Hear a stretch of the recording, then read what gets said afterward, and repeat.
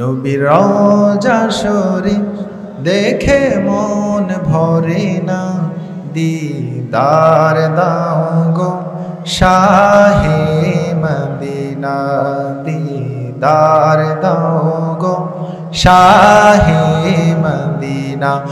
নবীর রওজা শরীফ দেখে মন ভরে না, নবীর রওজা শরীফ দেখে মন ভরে না, দিদার দাও গো শাহে মদিনা, দিদার দাও গো শাহে মদিনা। আরশের মেহমান করেছেন আল্লাহ, কত শান কত মান মোর কামলিওয়ালা। আরশের মেহমান করেছেন আল্লাহ, কত শান কত মান মোর কামলিওয়ালা। ওগো পেয়ারা রাসূল দেখা দাও না, দিদার দাও গো শাহে মদিনা। সবাই দিদার দাও গো শাহে মদিনা। নবীর রওজা শরীফ দেখে মন ভরে না, দিদার দাও গো শাহে মদিনা, দিদার দাও গো শাহে মদিনা। সাল্লাল্লাহু আলাইহি ওয়াসাল্লাম। হযরত ওমর রাদিয়াল্লাহু তাআলা আনহু তখন দারুন নাদওয়ার মধ্যে বলা হলো, কে রাসূলের মাথা এনে দিতে পারবা? নাউজুবিল্লাহ বলবেন না? আচ্ছা, কার মাথা বলেন তো? সাইয়্যিদুল আম্বিয়া, আশরাফুল আম্বিয়া মুহাম্মদুর রাসূলুল্লাহ সাল্লাল্লাহু আলাইহি ওয়াসাল্লাম। যখন তাকে জাদুঘর বলার পরেও থামে না, যখন তাকে মিথ্যাবাদী বলার পরেও থামে না, যখন তাকে পাগল বলার পরেও থামে না, যখন 3 বছর শাহাবে আবু তালেবের মধ্যে, যখন জেলখানার মধ্যে আবদ্ধ করে রাখার পরেও যখন থামে না, তখন সিদ্ধান্ত হলো মুহাম্মদুর রাসূলুল্লাহ সাল্লাল্লাহু আলাইহি ওয়াসাল্লামকে এই পৃথিবী থেকে চিরবিদায় করে দিতে হবে। ওমর হাত তুলে বলেন, আমি পারবো। সুবহানাল্লাহ বলবেন না? ওমর বললেন, আমি পারবো। যাইলেন রাসূলের মাথা আনার জন্য, আর সেখানে গিয়ে বললেন, ইয়া রাসূলুল্লাহ, আমার মাথা আপনার সামনে দিয়ে দিলাম, আমার মাথা আপনি শেষ করে দেন। কারণ বেশি লাগে না। তার বোনকে জিজ্ঞেস করলেন, ও বোন, আমি আসার সময় তুমি ঘরের মধ্যে তুমি আর তোমার হাজবেন্ড কি পড়তেছিলাম? এটা তো আর কোনো সময় শুনি নাই। এই কালামুল্লাহর বাণী আমি এত আর জীবনে কোনোদিন শুনি নাই। এই গাঁথনি, এই কোরআনে কারীমের আয়াতে কারীমের অর্থ, এটা তো আর কোথাও আমি শুনি নাই। দেখি আমার একটু দাও তো। হযরত ওমরের বোন বললেন, হ্যাঁ ভাই, এই গ্রন্থ এটা মহাগ্রন্থ, এই গ্রন্থ এটা সংবিধান, এই গ্রন্থ এটা মানব জাতির হেদায়েতের গাইডলাইন। এটাকে স্পর্শ করতে হলে তোমাকে ওযু লাগবে, গোসল লাগবে। আল্লাহ, কি লাগবে? ওযু লাগবে, গোসল লাগবে। কিন্তু ওমরের মনের মধ্যে যে বাসনা, এটা কিন্তু থামে না। তো ঠিক আছে, গোসল করলাম, ওযু করলাম, ওযু করে আসার পরে হযরত ওমর দেখতেছেন এটা কোন কথা, এটা কোন কালাম, যে সূরাটা তেলাওয়াত করতেছিলেন, তাহা মা আনজালনা আলাইকাল কুরআন। আল্লাহু আকবার। মা আনজালনা আলাইকাল কুরআন লিতাশকা ইল্লা তাযকিরাতাল লিমান ইয়াখশা। আল্লাহু আকবার।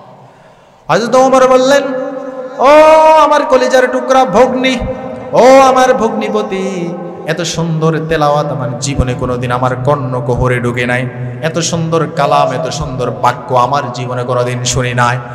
ও আমার বোন, ও আমার ভগ্নিপতি, বলো আমাকে তোমাদের পথে আসতে হলে আমাকে কি করতে হবে? বোন বললেন, যাও, আমরা যার হাতে কালিমা পড়ে মুসলমান হয়েছি তার হাতে তোমার গর্দানকে দিয়ে দাও। এখন ওমর রওনা দিলেন মুহাম্মদুর রাসূলুল্লাহ সাল্লাল্লাহু আলাইহি ওয়াসাল্লাম, আর ওই দিক থেকে আবু বকর, বেলাল সবাই রেডি হয়ে আছে। ওমর আসবে, আমরা তাকে প্রতিহত করব, আমরা তার গা থেকে গর্দান সরিয়ে দিব। রাসূল বললেন, ও আবু বকর, তাকে আসতে দাও, কারণ তার হাতে আমার জীবন নয়। বলেন, আমাদের জীবন কার হাতে? আরো জোরে বলেন, আমাদের রিজিক কার হাতে? ভালো কাজ করার তৌফিক দেয় কে? খারাপ কাজ করার তৌফিক দেয় কে? চুরি করার তৌফিক দেয় কে? হ্যাঁ, চুরি করার তৌফিক দেয় কে? আল্লাহ। কথা সত্য। ডাকাতি করার তৌফিক দেয় কে? আল্লাহ না? ওমা আল্লাহ, ওমা তাসকুতু মিন ওয়ারাকাতিন ইল্লা ইয়ালামুহা ওয়ালা হাববাতিন ওয়ালা রাতবিন ওয়ালা ইয়াবিসিন ইল্লা ফি কিতাবিম মুবিন। আল্লাহ কয়, শোনো, জীবন মৃত্যু নয়, তোমার রিজিক নয়, গাছ থেকে একটা পাতা সেটাও আমার অনুমতির বাহিরে জমিনের মধ্যে পড়ে না। একটা গাছের ছোট একটা পাতা সেটাও আমার অনুমতি নিয়ে পড়ে। এজন্য চুরি করে সেটাও আল্লাহর কিন্তু তৌফিক দেয়, ডাকাতি করে সেটাও আল্লাহ তৌফিক দেয়, ও মসজিদে যাওয়া সেটাও কিন্তু আল্লাহ তৌফিক দেয়। ছোট্ট একটা জিনিস জেনে রাখেন, কাজে লাগবে। কি? মান আরাদাল আখিরা, আল্লাহ বলেন, মান আরাদাল আখিরা ওয়া সাআলাহা সাইয়াহা। দুইটা জিনিস তোমার মধ্যে থাকতে হবে। আল্লাহ বলেন, দুইটা জিনিস তোমার মধ্যে থাকতে হবে। একটু জোরে আমার সাথে বলবেন, কয়টা জিনিস বলেন তো? আরো জোরে বলেন, কয়টা? জোরে বলেন। দুইটা জিনিস, একটা হলো নিয়ত, আর আল্লাহ বলতেছেন, আর একটা হলো ওয়াসাআলাহা সাইয়া, চেষ্টা লাগবে, তোমার চেষ্টা। তুমি ঘরে বসে থাকলে তো তোমার চাকরি হবে না, ঘরে বসে থাকলে তো তোমার রিজিক আসবে না, ঘরে বসে থাকলে তো তোমার সুস্থ হবে না। তোমার নিয়ত লাগবে, চেষ্টা লাগবে, তো আল্লাহ তোমাকে চাকরি দিবেন, আল্লাহ তোমার রিজিকের ব্যবস্থা করবেন, আল্লাহ তোমাকে কর্মক্ষমতা দান করবেন। তোমার নিয়ত থাকতে হবে, চেষ্টা থাকতে হবে। এজন্য তাহাজ্জুদ ওয়ালা 1 নম্বরে নিয়ত করেন, 2 নম্বরে চেষ্টা করেন, আল্লাহ তাকে তাহাজ্জুদ পড়া তৌফিক দান করেন। আবার একই রাত্রিতে চোর চুরি করার নিয়ত করেন, আবার চেষ্টাও করেন, তাকেও আল্লাহ তাআলা গভীর রাতে চুরি করার তৌফিক দান করেন। কথা বুঝে আসছে? এজন্য ঘরে বসে থাকলে আল্লাহ তৌফিক দিবেন না, চেষ্টা করতে হবে, আগে যেতে হবে। বুখারীর রিওয়ায়াত, আপনাদেরকে একটা হাদিস শোনাচ্ছি। ইজা তাকাররাবা ইলাইয়া আবদি বা ওয়া ইজা তাকাররাবা ইলাইয়া আবদি বা তাকাররাবতু ইলাইহি জিরা ওয়া ইজা তাকাররাবা ইলাইয়া আবদি জিরাআন তাকাররাবতু ইলাইহি হারওয়ালা ওয়া ইজা তাকাররাবা ইলাইয়া মাশিয়ান তাকাররাবতু ইলাইহি হারওয়ালা। আল্লাহ পাক রব্বুল আলামিন বলেন, কেউ যদি আমার দিকে, আমার দ্বীনের দিকে, আমার কোরআনের দিকে 1 বিগত পরিমাণ আগাইয়া আসে, আমি আল্লাহ তার দিকে 1 হাত পরিমাণ আগাইয়া যাই। আল্লাহু আকবার। এরপরে হাদিসে আল্লাহ বলেন, যদি আল্লাহর দিকে, কোরআনের দিকে যদি তুমি 1 হাত আগাইয়া আসো, তো আল্লাহ পাক রব্বুল আলামিন তোমার দিকে 1 গজ আগাইয়া আসবে। আর তুমি যদি আল্লাহর দিকে হাইটা আগাইয়া আসো, তো আল্লাহ পাক রব্বুল আলামিন তোমার দিকে দৌড়ায়া আগাইয়া আসে, তোমার জন্য হেদায়েতের রাস্তা খুলে দিবে। আল্লাহু আকবার। তাহলে তুমি আগাইয়া গেলে আল্লাহ তাআলা তোমার হেদায়েতের রাস্তা খুলে দিবে।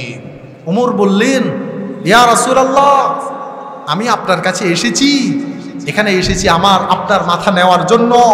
ইয়া রাসূলুল্লাহ, আমি আমার মাথাকে আপনার সামনে দিয়ে দিলাম, আপনি আমাকে এই মুহূর্তে কালিমা পড়ায়া দেন, আশহাদু আল্লা ইলাহা ইল্লাল্লাহ ওয়া আশহাদু আন্না মুহাম্মাদান রাসূলুল্লাহ।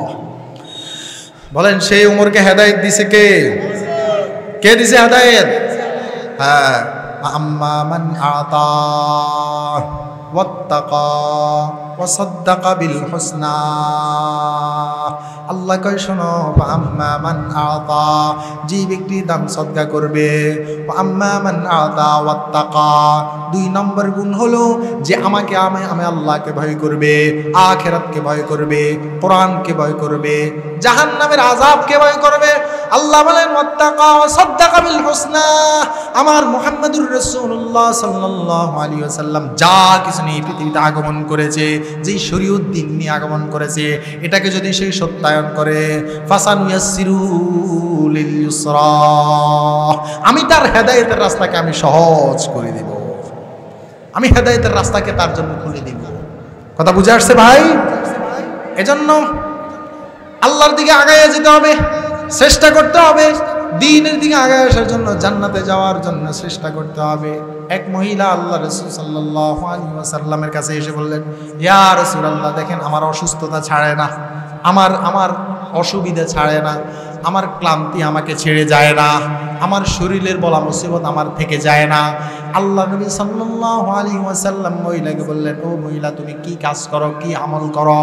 ওই মহিলা বললেন, শোনো, ওই মহিলা বললেন, ইয়া রাসূলুল্লাহ, আমি গত সপ্তাহ থেকে শুরু করেছি, আমি একদিনের জন্য রোজা রাখা মিস দেই না, টানা আমি প্রতিদিন রোজা রাখি। সুবহানাল্লাহ বলবেন না? টানা আমি প্রতিদিন রোজা রাখি। আল্লাহ রাসূল সাল্লাল্লাহু আলাইহি ওয়াসাল্লাম বলেন, ও মহিলা শোনো, প্রতিদিন রোজা রাখার দরকার নাই, নিজের সামর্থ্য অনুযায়ী, নিজের তৌফিক অনুযায়ী, সাদ্দিদু ওয়া কাররিবু, তোমার নিজের সামর্থ্য জানি তুমি আমল করতে থাকো, তো তুমি করবা একটা, আল্লাহ দিবে 10টা। জোরে বলেন, একটা করলে আল্লাহ কয়টা দেয়? 10টা দেয়। কয়টা? 10টা। আল্লাহর কাছে 10-এর নিচে হিসাবে নেই। সুবহানাল্লাহ বলবেন না? মান জাবিল হাসানা, আল্লাহ কয় তুমি আমল করবে একটা, আমি দিব আল্লাহ 10টা।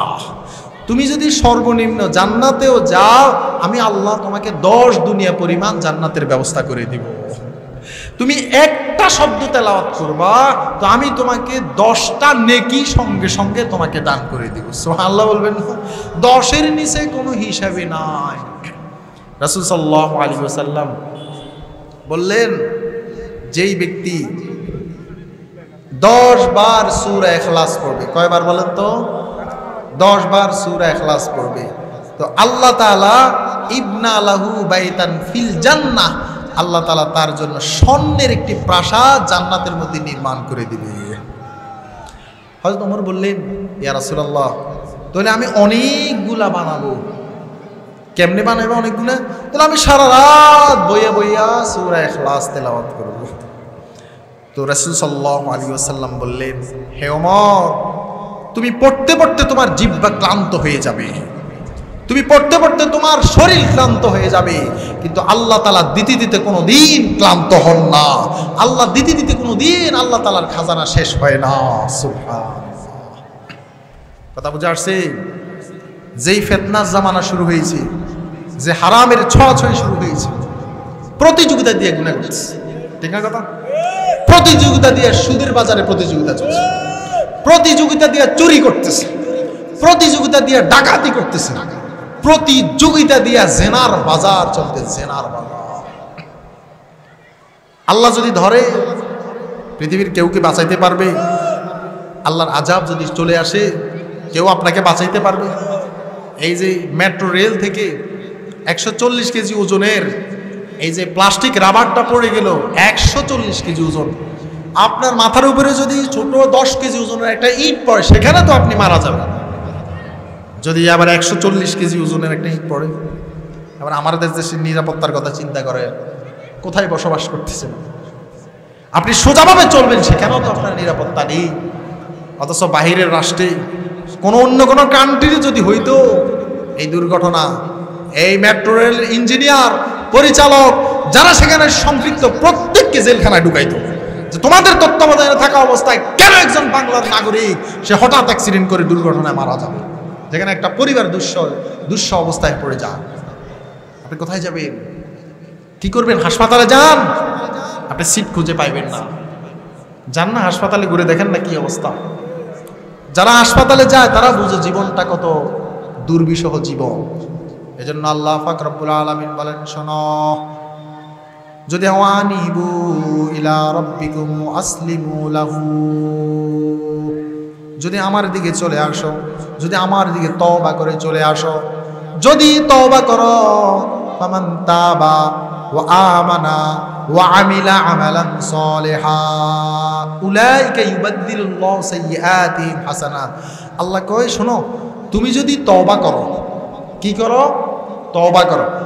তুমি যদি তওবা করো, তওবার মতো তওবা হইলে পিছনে যা আমল করেছো, আল্লাহ পিছনে যা গুনাহ করেছো, হারাম কাজ করেছো, এগুলো ফাউলাইকা ইউবাদদিলুল্লাহু সাইয়্যাতিহিম হাসানাত, এগুলাকে বদল কইরা পরিবর্তন কইরা ওই জায়গায় আমি নেক দিয়া পরিবর্তন করে দিব।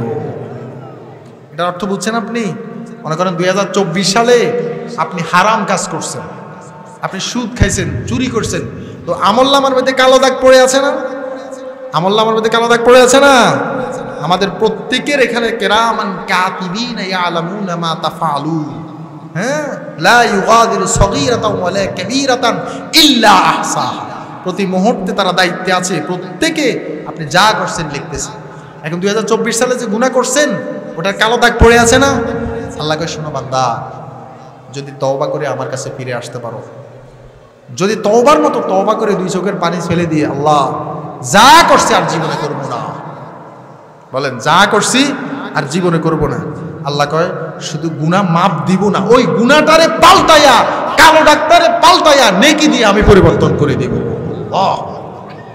ফাউলাইকা ইউবাদদিলুল্লাহু সাইয়্যাতিহিম হাসানাত, আমি এটাকে সাইয়্যাত, খারাপ কাজগুলোকে বদল করে আমি হাসানাত বানায় দিব, আমি ভালো কাজ বানায় দিব।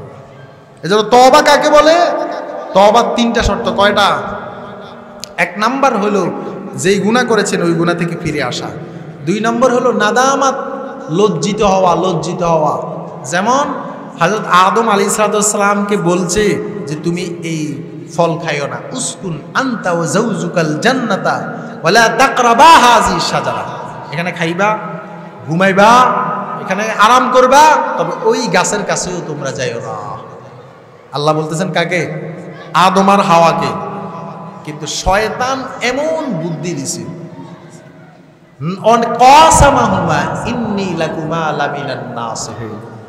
শয়তানের বুদ্ধিতে কত চক্রান্ত, কত মারাত্মক। শয়তান বলতেছে, আমি কসম করি বলতেছি, আল্লাহ তো করে যে ওই ফলটা খাওয়ার লাইন নিষেধ করছে, কিনলে জানো? এই ফলটা খাইলে তোমরা এখানে চিরস্থায়ীভাবে আরাম করতে পারবা। আল্লাহর বিপরীতে বুদ্ধি। কথা বুঝে আসে? আপনাদের কথা বুঝে আসে? আল্লাহ কয় না খাইলে এখানে চিরস্থায়ী থাকতে পারবা, আর শয়তানে বুদ্ধি দেয় খাইও না, অকাসামাহুমা ইন্নী লাকুমা লামিনান নাসিহিন, এটা খাও, খাইলে এখানে চিরস্থায়ীভাবে থাকতে পারবে। আপনার জীবনে শয়তান সব সময় উল্টা বুদ্ধি দিবে। শয়তানকে যখন বের করে দেয়, শয়তান তখন কি বলে জানেন? আল্লাহ, আমি তো বের হয়ে যাচ্ছি। অহংকার কেমন? তখনও যদি শয়তান আল্লাহর কাছে তওবা করতো, তখনও শয়তানকে আল্লাহ হেদায়েত দেয়। কিন্তু শয়তান কে গুমরা করছে বলেন তো? আমাদেরকে না শয়তান গুমরা করে। শয়তানকে কে গুমরাই করছে? শয়তানের পিছে কে শয়তানি করছে?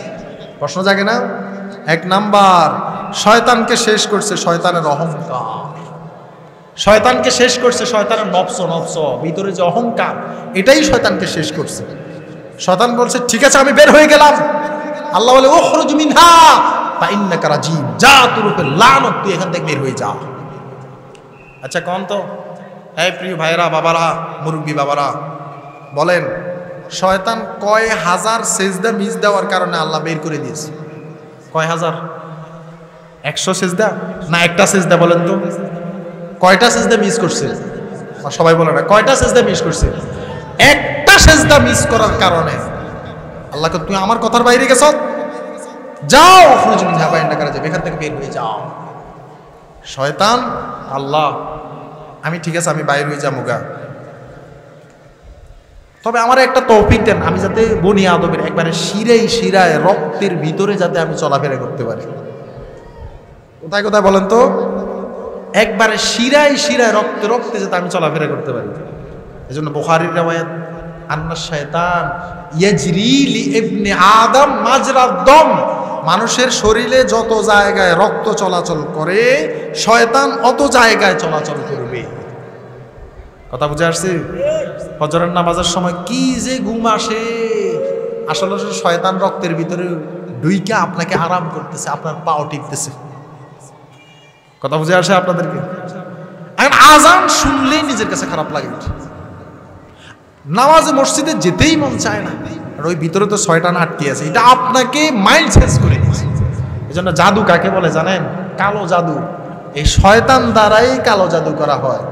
যেই কালো জাদু দ্বারা শয়তান আপনার পেটে ঢুকে যায়, আপনার ব্রেনও ঢুকে যায়, আপনার মাথার ভিতরে ঢুকে যায়, যার কারণে ভালোটা আপনার কাছে খারাপ লাগে, আবার খারাপটা আপনার কাছে ভালো লাগে।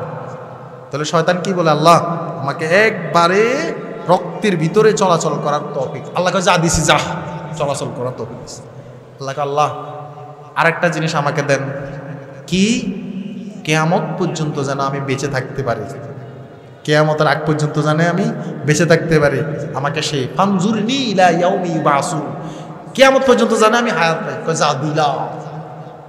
এবার শয়তান কি কয়? আল্লাহ শুনে রাখেন, যেই কারণে আপনি আমাকে বের করে দিয়েছেন, লা আমলা আন্না জাহান্নামা মিনাল জিন্নি ওয়াল ইনসি আজমাইন, আবার কয় লা আকউদান্নাকা সিরাতাকাল মুস্তাকিম, যেই কারণে আপনি আমাকে জান্নাত থেকে বের করে দিয়েছেন, আমাকে অভিশপ্ত মালাউন বানিয়েছেন, আমি বনি আদমের সামনে থেকে আসব, পিছন থেকে আসব, ডান থেকে আসব, বাম থেকে আসব। আল্লাহ কয় চতুর্দিক থেকে আমার বনি আদমকে তুই পথভ্রষ্ট করতে পারস। আমার বনি আদম যদি উপরের দিক থেকে আমার কাছে হাত তুলে বলে আল্লাহ মাফ করে দেন, চোখের পানি ছেড়ে দেয়, আমি শয়তানকে আল্লাহ বলেন আমি সঙ্গে সঙ্গে তাকে মাফ করে দেব। তুই চতুর্দিকে আর থেকে আসলে কি হবে? উপরের দিক থেকে তো আসতে পারবি না, উপরের দরজা আমার জন্য, আমি বনি আদমের জন্য আমি খোলা রেখেছি। কি বলেন? চেয়ারম্যান সাহেবের দরজা রাত্রে বন্ধ হয়ে যায়, প্রেসিডেন্ট সাহেবের দরজা রাত্রে বন্ধ হয়ে যায়, অফিসের দরজা বিকাল 4টা বাজার সঙ্গে সঙ্গে বন্ধ হয়ে যায়। বলেন আল্লাহর দরজা কখন বন্ধ হয়? আল্লাহর দরজা বন্ধ হওয়ার সিস্টেম আছে? মুসা বললেন আল্লাহ আপনি কি ঘুমটুম জাননি? প্রশ্ন আসতে পারে না? আল্লাহ আপনি কি ঘুমটুম জাননি? তো মুসা আলাইহিস সালামকে আল্লাহ বললেন, মুসা এক গ্লাস পানি হাতে নিয়ে সারা রাত তুমি দাঁড়িয়ে থাকো। মুসা আলাইহিস সালাম সারা রাত এই গ্লাস নিয়ে দাঁড়িয়ে থাকলেন। যখন 2টা বাজলো, 3টা বাজলো, 4টা যখন আমার জীবনে আসতেছে, ঘুম আসতেছে, হঠাৎ করে হাত থেকে গ্লাসটা পড়ে চূর্ণ বিচূর্ণ হয়ে গেছে। এবার আল্লাহ বলেন, মুসা জানো যদি আমি লা তাখুযুহু সিনাতুম ওয়ালা নাওম, শুধু আমি ঘুম না, আমি যদি 1 সেকেন্ডের জন্য ঘুমের বান করতাম, এই 7 আসমান 7 জমিন সব কিছু তোমার গ্লাস যেভাবে পড়ে চৌচির হয়ে গেছে, 7 আসমান 7 জমিন সেভাবে চৌচির হয়ে যেত। আল্লাহ, তাহলে আল্লাহর দরজা কখনো বন্ধ হয়?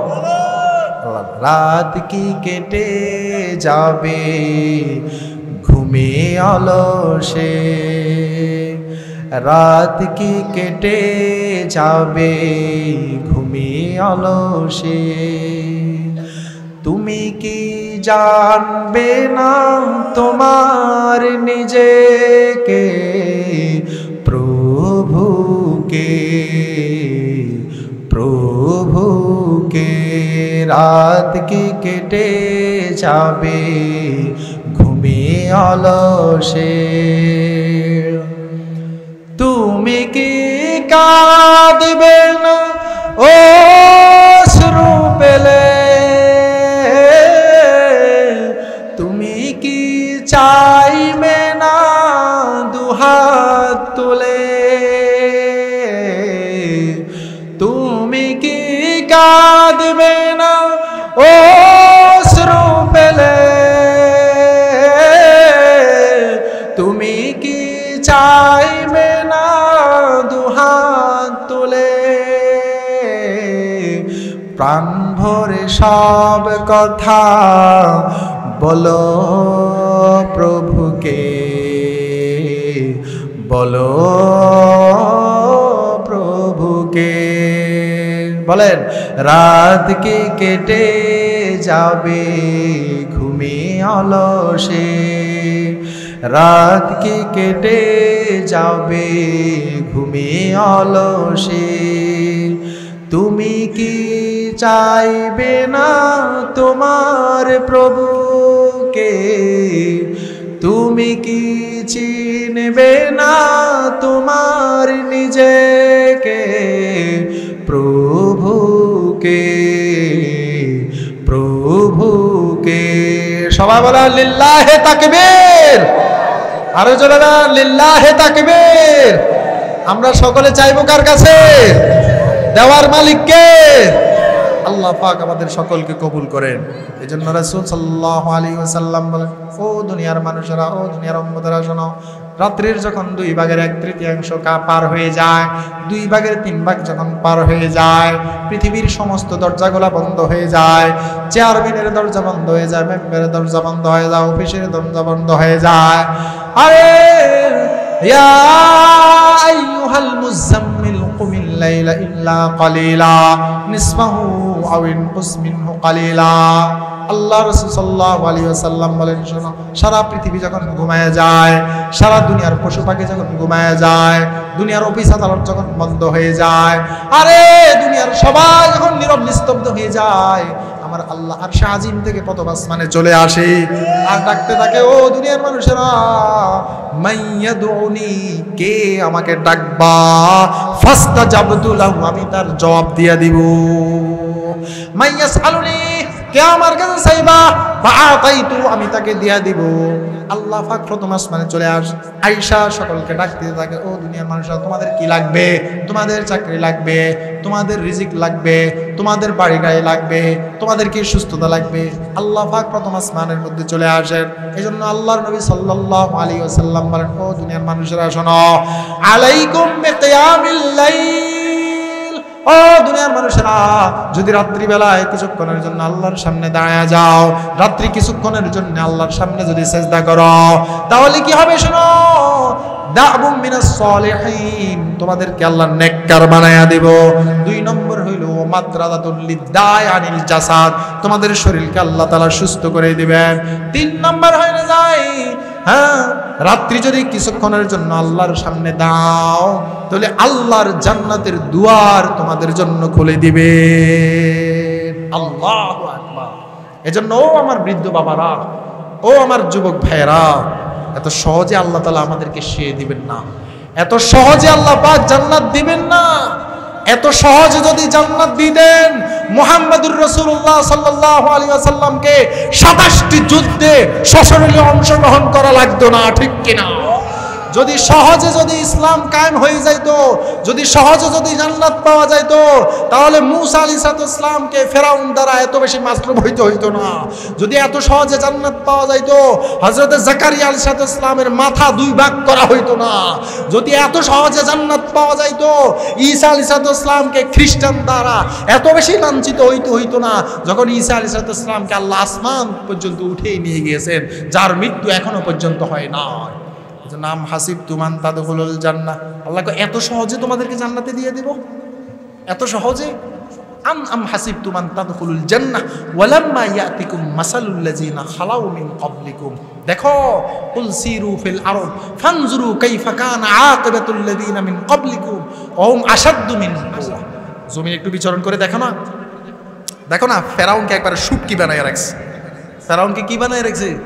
আল ইয়াউমা নুনাজ্জিকা বিবাদানিকা লিমান খালফাকা আয়া। আল্লাহ কয় এটার শুটকি বানায় রাখছে। আচ্ছা বলেন তো, আপনারা একটু জবাব দেন, মাছে কার কথা শুনে বলেন তো? এই সবাই বলেন, মাছে কার কথা শুনে? আল্লাহর কথা শুনে। পানি কার কথা শুনে? আল্লাহর কথা। যেখানে প্রায় 1,500 বছর পর্যন্ত ফেরাউনের লাশ পানিতে পড়ে আছে, একটা মাছ তো দূরের কথা, একটা পোকাও তার শরীরে আক্রমণ করে না। আল্লাহু আকবার। কারণ আল্লাহর সিদ্ধান্ত হইল, কিয়ামত পর্যন্ত যত নব্য ফেরাউন, যত নব্য পেসিডরা এই পৃথিবীতে আগমন করবে, সবাই যেন ফেরাউন থেকে শিক্ষা নিতে পারে যে আম্বিয়াদের বিরুদ্ধে, কোরআনের বিরুদ্ধে, দ্বীনের বিরুদ্ধে, ইসলামের বিরুদ্ধে যেই ষড়যন্ত্র করবে, তাদের পরিণতি ফেরাউনের পরিণতির চেয়েও আরো বেশি ভয়ঙ্কর হবে, ঠিক কিনা? লিমান খালফাকা আয়া, মানে তার পরবর্তী জেনারেশন এটা নিদর্শন হিসাবে শিক্ষা গ্রহণ করে। কথা বুঝে আসছে আমার ভাইয়েরা? এজন্য আল্লাহর দিকে ফিরে আসতে হবে, রাসূলের দিকে ফিরে আসতে হবে, কোরআনের দিকে ফিরে আসতে হবে, নতুবা উপায় নাই। লাউ ইউআখিযুন নাসা বিযুলমিহিম মা তারাকা আলাইহা মিন দাব। রে বনি আদম, ও আমার বান্দা, দুনিয়াতে দেখো, প্রতিষ্ঠানে তুমি যদি ভুল করো জবাবদিহিতা আছে। তুমি যদি অফিসের নিয়ম মেনটেন না করো তাহলে তোমাকে জবাবদিহি করবে। আদালতে তোমাকে উঠতে হবে। সেখানে জজ সাহেবকে বলো যদি মার্ডার কেসের আসামি হও, আসামি যদি তুমি পায়ে ধরেও ক্ষমা চাও, জজ সাহেব কি বলবে? আইনের মধ্যে নাই, তোকে মাফ করার সিস্টেম নাই। যদি প্রেসিডেন্ট ক্ষমা করে তো ক্ষমা পাইবা, আমরা ক্ষমা পাইবা না।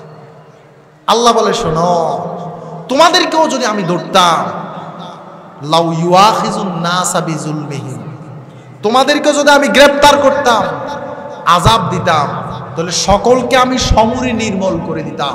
কিন্তু তোমাদের নবী মুহাম্মদুর রাসূলুল্লাহ সাল্লাল্লাহু আলাইহি ওয়াসাল্লাম দোয়া করেছেন, হে আল্লাহ, আমার উম্মতকে অন্যান্য নবীদের উম্মতের মতো একসাথে আপনি শেষ করে দিন না, সাথে শেষ করে দিন, তাদেরকে মৃত্যু পর্যন্ত তওবা নসিব করে দেন।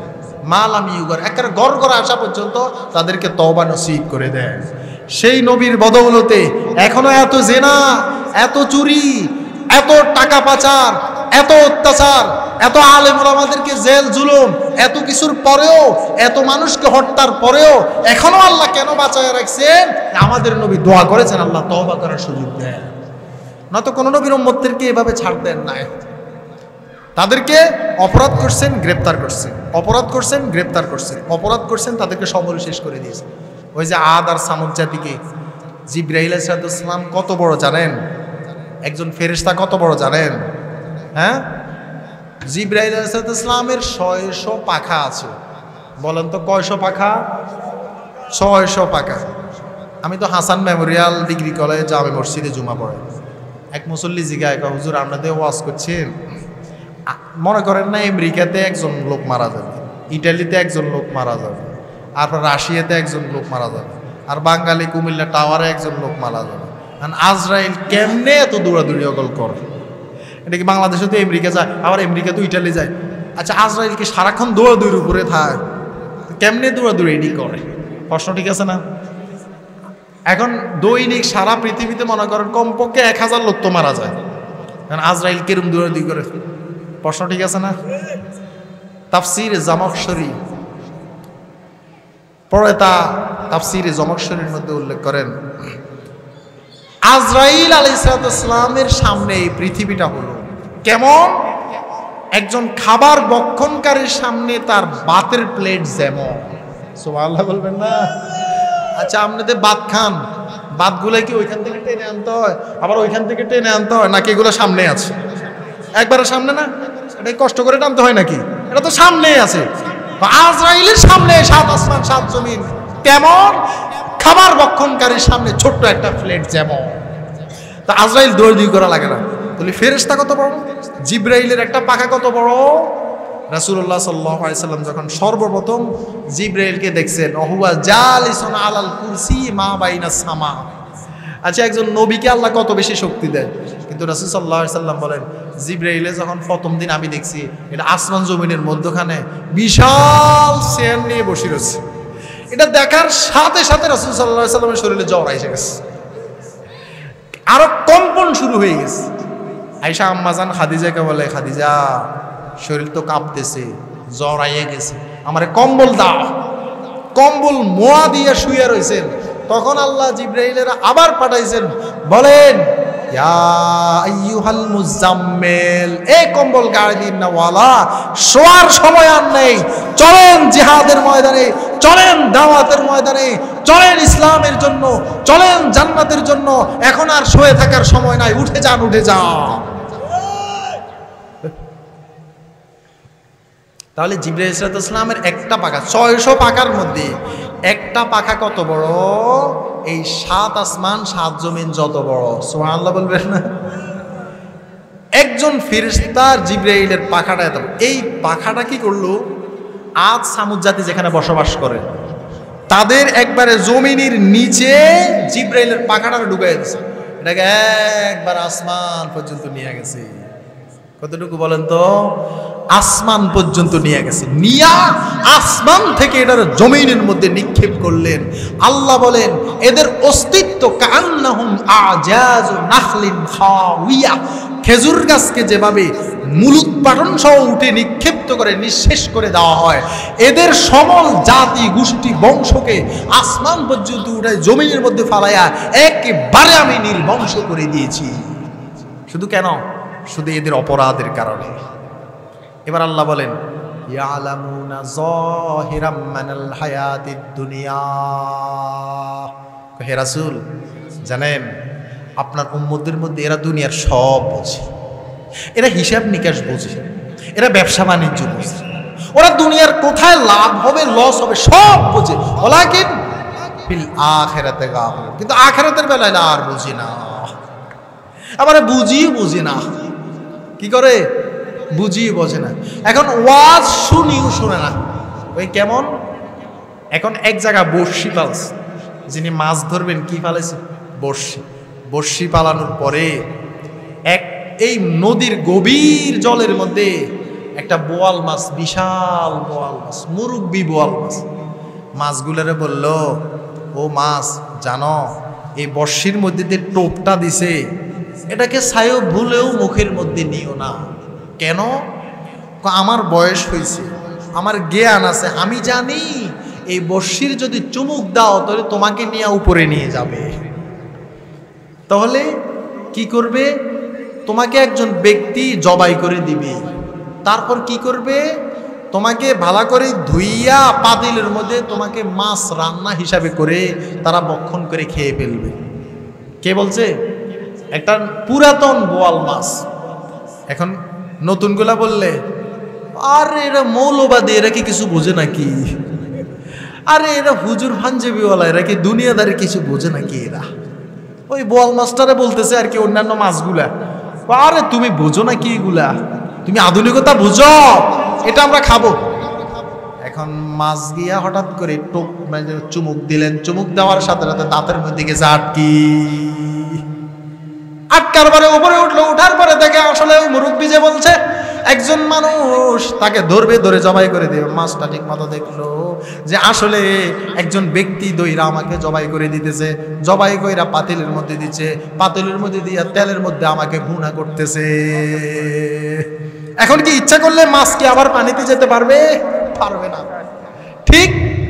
আর এরা মৌলবাদীরা কি বুঝে? আরে কোরআন এটা দিয়ে হবে না, রাষ্ট্র চালানো যাবে না।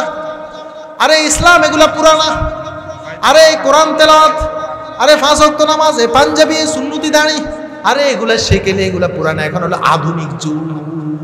এখন যখন হঠাৎ আজরাইল সামনে চলে আসে বলে হই রে আল্লাহ, ওই হুজুরি যেটা বলছে এটাই তো সঠিক। এখন তো আযাব শুরু, এখন তো আর ফিরে যাওয়ার কোনো রাস্তা না। এজন্য আল্লাহ বলেন ইয়ালামুনা যাহিরাম মিনাল হায়াতিদ দুনিয়া,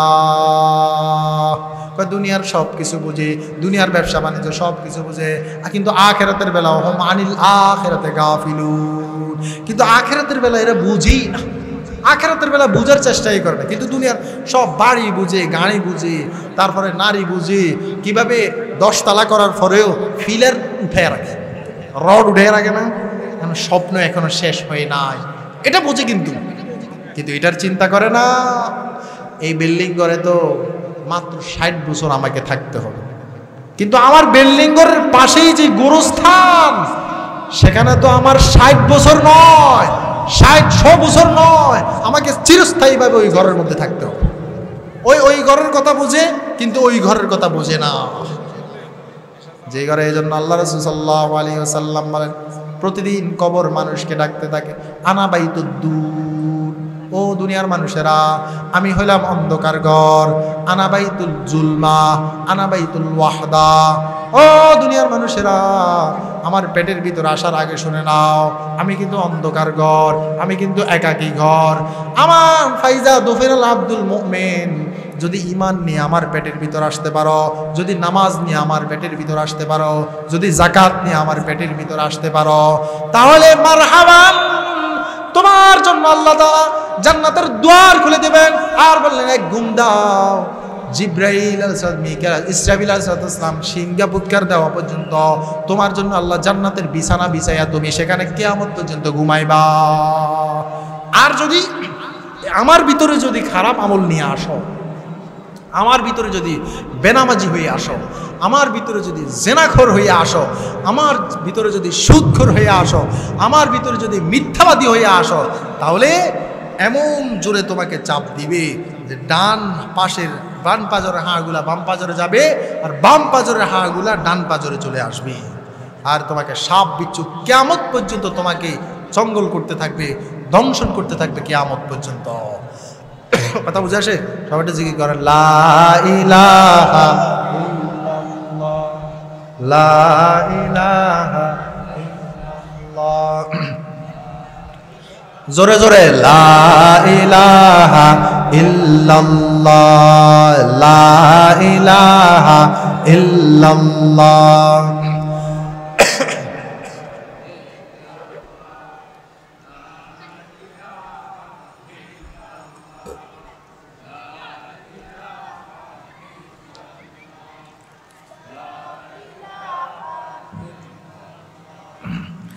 নামাজ রোজা ছাড়িও না,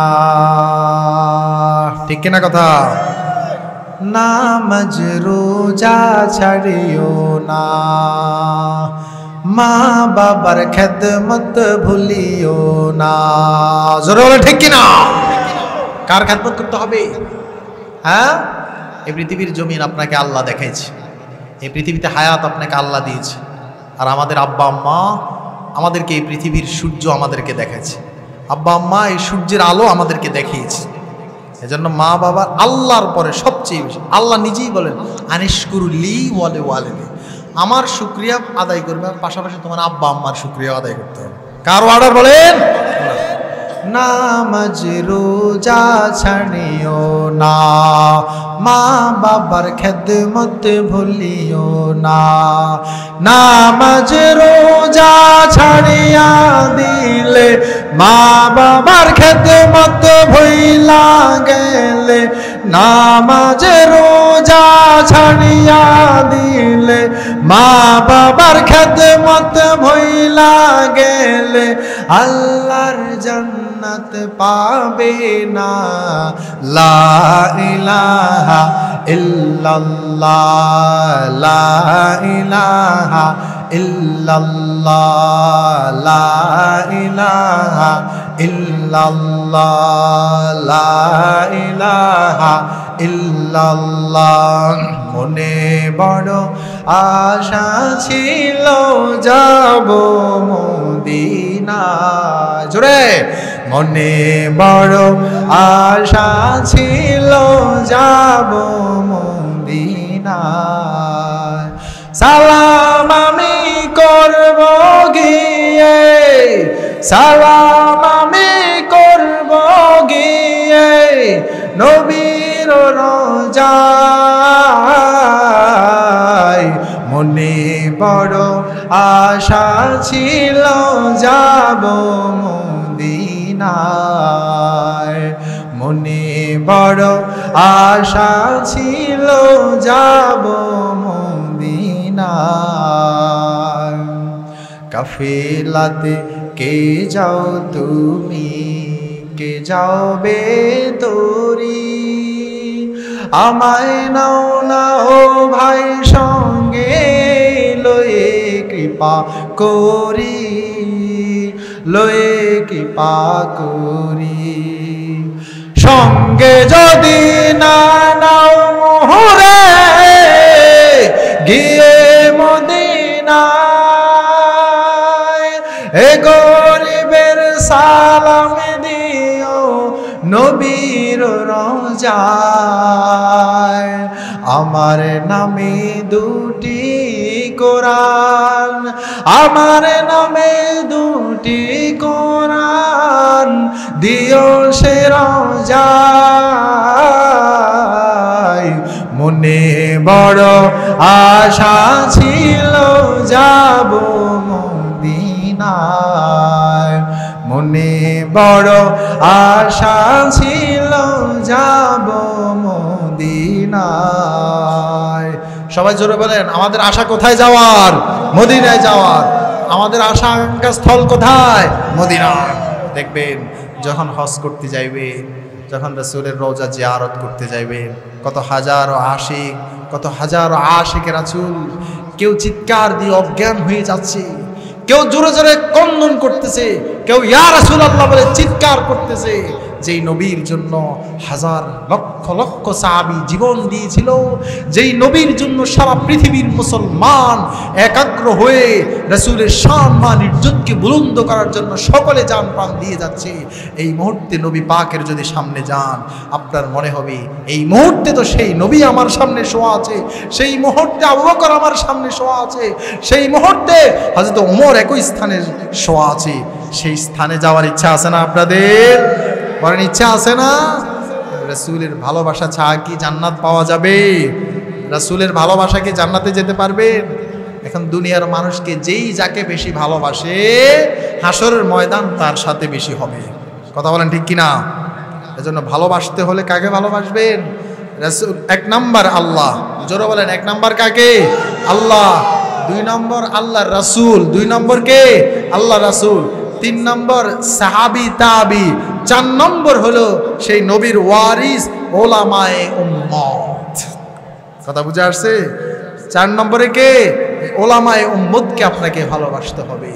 আল্লাহ পাক রব্বুল ইজ্জত আমাদের বুঝার তৌফিক দান করে দেয়। তাহলে আমি যে আয়াতটি পড়েছি, ইনশাআল্লাহ এই আয়াতের আমার সময় একবারে শেষ পর্যায়ে ইনশাআল্লাহ সাদা মাটা অনুবাদ করে আমি শেষ করে দেব ইনশাআল্লাহ। আল্লাহ পাক রব্বুল আলামিন বলেন, ইয়া ইবনে আদম লাউ বালাগাত যুনুবুকা ইনানাস সামা সুম্মা ইস্তাগফারতালি গফারতু লাকা ওয়া লাম উবালি। আল্লাহ পাক রব্বুল আলামিন হাদিসে কুদসি বললেন, ও দুনিয়ার বান্দারা, ও উম্মতেরা, লাউ বালাগাত যুনুবুকা, যদি তোমার গুনাহ ইনানাস সামা, আসমান জমিন পরিমাণ হয়, সুম্মা ইস্তাগফারতালি, এরপরে আমার কাছে ইস্তেগফার করেছো, আমার কাছে তওবা করেছো, আমার কাছে গুনাহ মাপ চেয়েছো, আল্লাহ বলেন গফারতু লাকা, আমি তোমাকে ক্ষমা করে দিই, ওয়ালাম উবালি, যদি আমি আল্লাহ ক্ষমা করি পৃথিবীতে কেউ আমাকে জিজ্ঞেস করবে না যে আল্লাহ আপনি এই মার্ডার কেসের আসামিকে কেন ক্ষমা করলেন। এই জন্য এই ওয়াজ মাহফিল তখনই সার্থক হবে যদি এই মাহফিল থেকে আপনারা কিছু শিখে নেন, যদি তওবার নিয়ত করেন। সবাই জোরে বলেন, আজকে এই আলোচনা শোনার পরে, এই মাহফিলের সব বক্তাদের ওয়াজ শোনার পরে আমরা সকলে তওবা করব তো ইনশাআল্লাহ? সকলে আল্লাহকে হাত তুলে দেখান, লিল্লাহি তাকবীর। 5 ওয়াক্ত নামাজ জামাতের সহিত পড়ব তো ইনশাআল্লাহ? হারাম কাজ ছেড়ে দেব তো ইনশাআল্লাহ? আল্লাহ আমাদেরকে বুঝার তৌফিক দান করে দেন। হযরত রাসূল করিম সাল্লাল্লাহু আলাইহি ওয়াসাল্লাম হাদিস শরীফের মধ্যে ইরশাদ করেন, আম্মা জান আয়েশা রাদিয়াল্লাহু তাআলা আনহা বললেন, ইয়া রাসূলুল্লাহ, আমিও কি হাসরের ময়দানে উলঙ্গ হয়ে উঠব? সমস্ত উম্মত উলঙ্গ হয়ে উঠবে?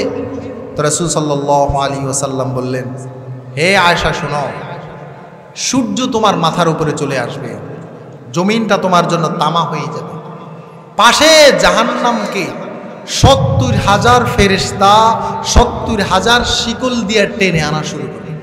ঠিক ওই মুহূর্তে জিব্রাইল, এই মুহূর্তে মূসা আলাইহিস সালাম বলবেন, আল্লাহ আমাকে বাঁচাও। ঈসা আলাইহিস সালাম বলবেন, আল্লাহ আমাকে বাঁচাও। হযরতে সব আম্বিয়া, ইব্রাহিম আলাইহিস সালাম বললে, আল্লাহ আমাকে বাঁচাও। সমস্ত আম্বিয়া ঠিক ওই মুহূর্তে আল্লাহর কাছে দোয়া করবেন, আল্লাহ আমাকে বাঁচাও, আমাকে বাঁচাও।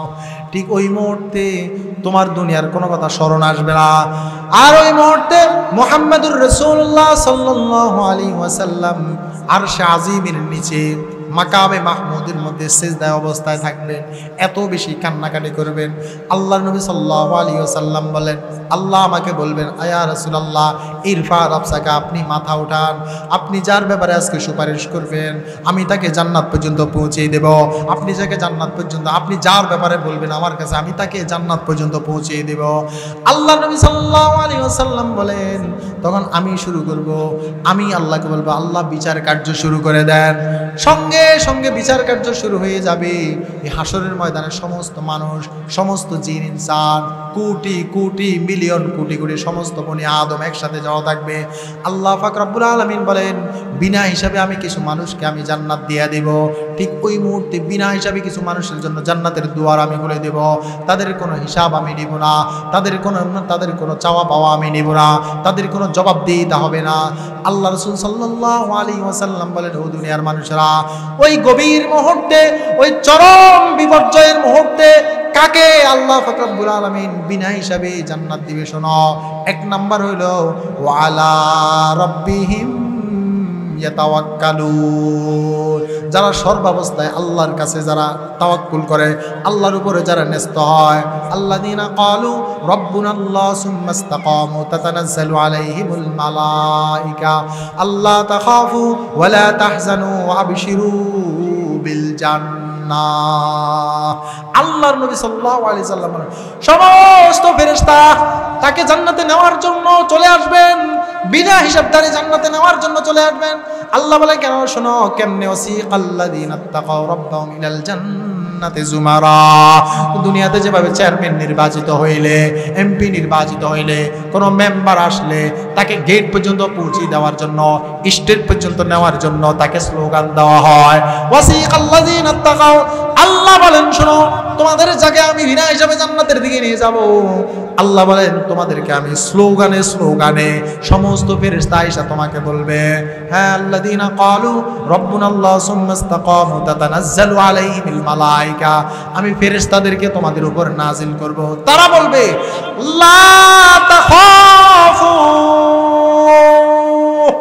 ও জান্নাতি, দুনিয়াতে অনেক ভয় পেয়েছিলা, দুনিয়াতে জেলখানার হুমকি পেয়েছিলা, দুনিয়াতে হত্যা করার হুমকি পেয়েছিলা, দুনিয়াতে অনেক মাজলুম হয়েছিলা।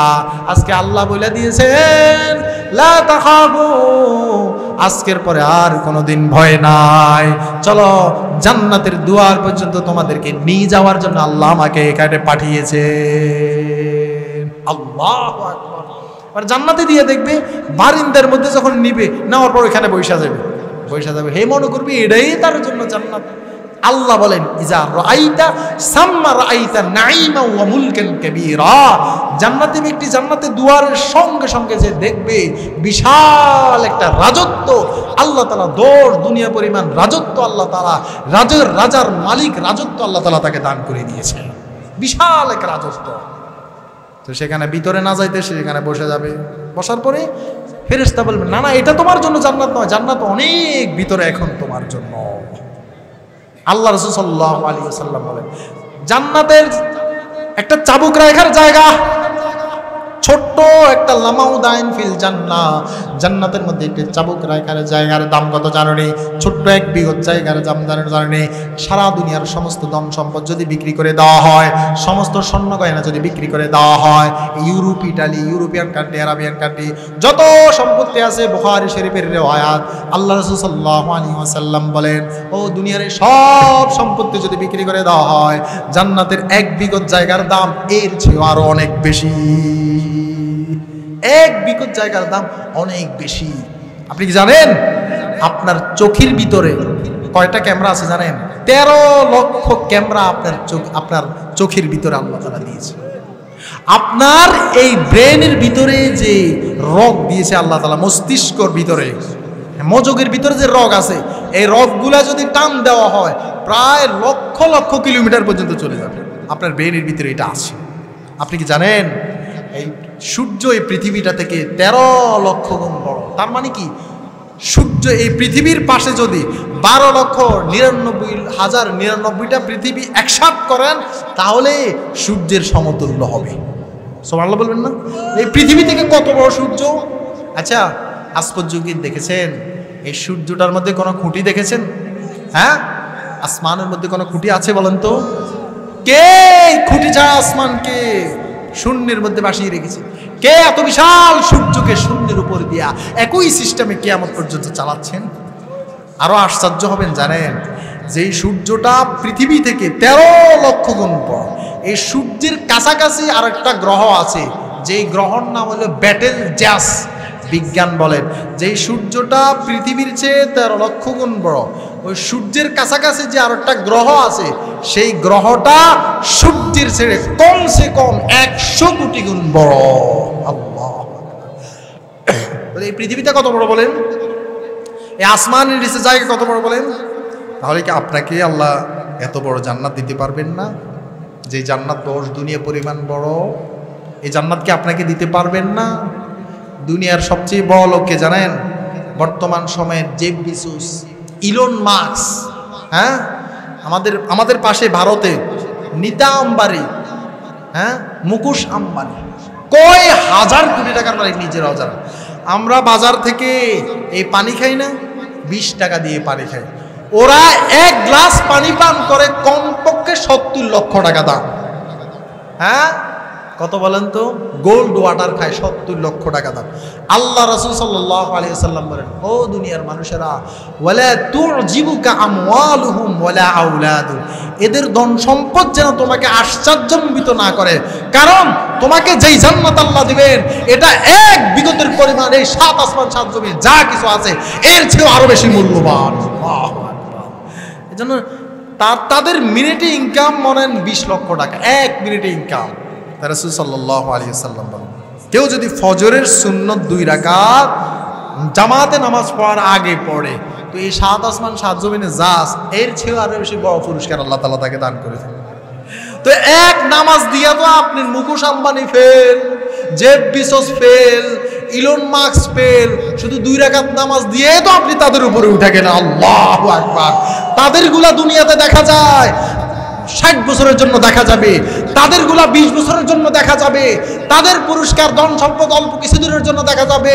আর জান্নাতীদের ধন সম্পদ, জান্নাতীদের ক্ষমতা, জান্নাতীদের রাজত্ব, আল্লাহ যতদিন আরশের মধ্যে থাকবে, তাদের জান্নাতের মধ্যে তাদের নিয়ামত, আল্লাহ আরশে যতদিন তাদের নিয়ামতে থাকবে ততদিন। আল্লাহু আকবার। এটা কোনোদিন শেষ হবে না, এটা কোনোদিন সমাপ্ত হবে না, এটার কোনোদিন শেষ ক্রান্তি লগ্ন আসবে না। সে জান্নাতে যেতে চাই তো ইনশাআল্লাহ, হ্যাঁ, সে জান্নাতে যাবেন তো ইনশাআল্লাহ।